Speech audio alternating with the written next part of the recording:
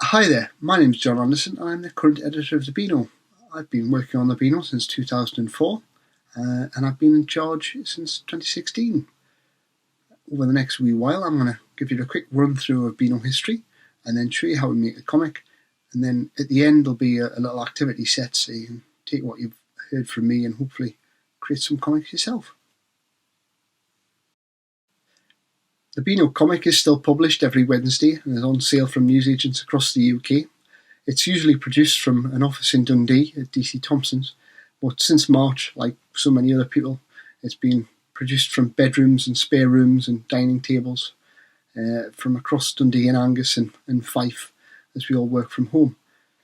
And despite that, we have been making sure that it still gets to you every week, and on top of that we also do the annual every year, and also a summer special and a Christmas special.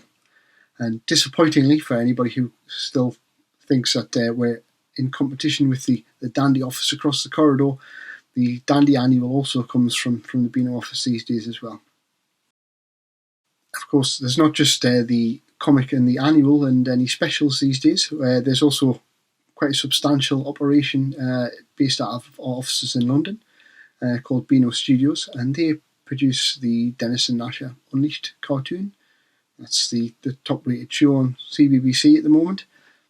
They produce all the content for the website at beano.com, and they're responsible for all the merchandise that you can buy in the shops, like this rather fetching t-shirt I'm currently wearing. For most people, when you mention the Beano, they think of the comic, with all our mischievous characters getting up to all kinds of trouble and thumbing their nose at teachers, parents and various authority figures in Beano Town. The first Beano was published in July 1938 for the princely sum of 2 old pence. For your 2 old pence you got 28 pages of comic strips, but also adventure strips and adventure prose stories. The first thing you always notice about their first Beano is of course that there's no Dennis the Menace on the cover.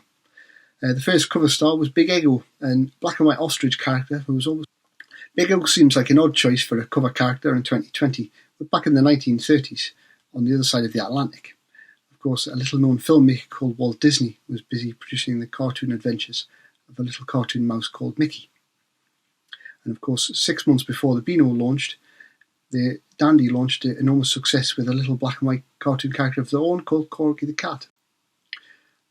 R.D. Lowe, who can be considered kind of the father of the Beano, he asked his children whether they should go for a cartoon ostrich or a cartoon gorilla.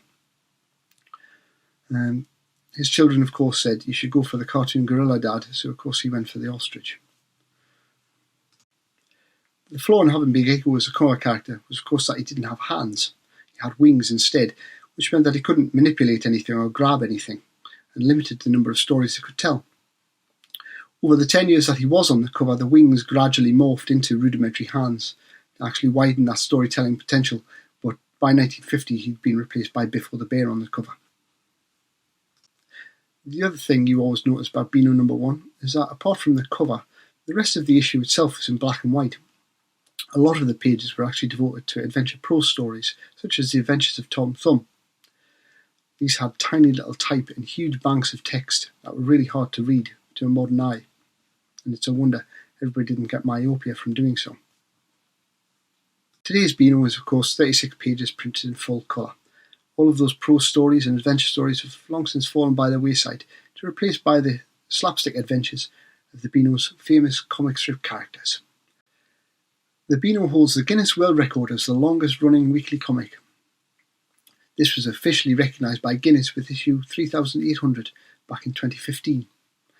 It does mean that every weekly comic published since sets a new world record, and we're currently at issue 4060-ish, with no sign of stopping, so I would imagine it's going to be a world record that stands for a long time to come. The comic sold approximately 2 million issues across the whole of 2019, which means that there's one Beano sold in a shop somewhere in the UK every 16 seconds or so. On top of that, the annual continues to go from strength to strength, being the top-selling annual in 11 of the last 13 years. The Beano's most famous and most well-known for its cast of mischievous characters, led by Dennis the Menace, of course. Now, Dennis, as I said earlier, didn't appear in the First Beano. He didn't appear until 1951. In March of 1951, illustrated by David Law, Dennis appeared for the first time as just a small strip, about half a page long. Again, things to notice, he's in black and white. There's no stripy jumper, there's no Nasher. All these things were actually added to Dennis much later on as he went through. Nasher in 1968, if memory serves, and his jumper not until the May of 1951. The 1950s were an enormously creative time for the Beano team, and shortly after Dennis came along Minnie the Minx in 1953. She was conceived of as a female version of Dennis, but was turned into something unique and special by the legendary illustrator Leo Baxendale. She's like Dennis. She started off as just a little half-page strip within the pages, and her popularity was such that she was soon promoted to a full page. Internal pages were no longer simply black and white. There was an extra splash of colour added to each of them. The Beano's colour of choice was red, and as a result, Dennis the Menace's jumper became black and red stripes, and Minnie's became black and red stripes, and of course, other characters like Roger the Dodger with his red and black checks. Since the 1950s, the Beanos constantly created a steady stream of new child characters to fill its pages and entertain the new generations of children in each decade. From Ball Boy and Betty and the Yeti, Billy Whiz, right through to the present day when we've got JJ and Ruby. And to sum up, the Beano takes funny words and funny pictures, sprinkles them with a little bit of unique Beano mischief, and that is how we make it.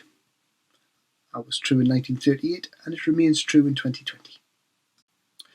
We're always asked on the Beano what comes first, the pictures or the words. Well, I can tell you, it's always the words that comes first. Every Beano comic strip begins life in the head of its writers. They take their ideas and they turn them into comic strip scripts. Now, a comic script looks probably a lot like a TV or a film script. You start off with writing number 1, which is your panel, the first panel, and then you write the action that you want to see in that panel for the artist to draw, and then you also list the people who are speaking within that panel. To take the Bass Street Kids as an example, in panel 1 you might start off with Teacher and Toots and Danny speaking. So you would describe the action and you would list the characters on the script. You would say what each of the characters is saying, and then you would move on to the next panel, panel 2. Panel 2 would obviously move the action on. There might be different characters speaking. So you would describe again the image in your head that you want the artist to turn into a comic strip panel. List the new characters who are speaking and what they're saying, and then move on to panel 3. And you work on like that right throughout a script. A Bass Street Kids strip would be 2 pages long, or about, say, 18 to 20 panels.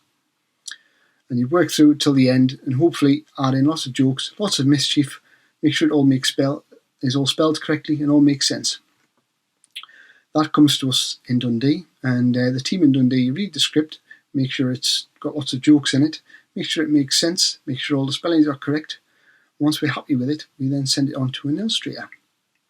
All our illustrators work from home. They get sent the script by us, and then they read it, block it out, draw it, and we like to think add jokes of their own in there. We've got a wide variety of illustrators these days who work all over the UK and sometimes the world.